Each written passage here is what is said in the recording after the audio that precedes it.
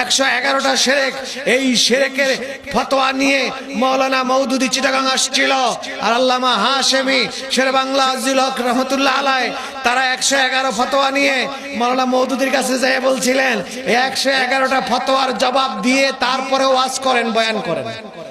मौलाना मौदूदी बोलছিলো ढाका जाके जवाब देंगे। तो शेर बांग्ला আজিজুল হক साहब पूछे, क्या आपका इल्म ढाका छोड़ के आए?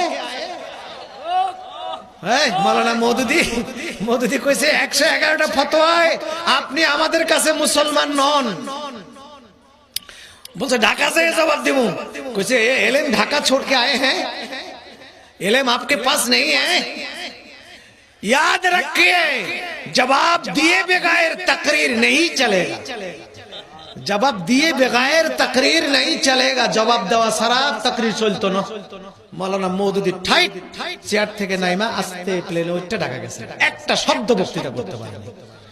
সে গাজী শেরে বাংলা শুয়ে আছেন আমাদের বুকে। এই মৌলানা মৌদুদির দল জামাত শিবির। তারপরে শিক্ষা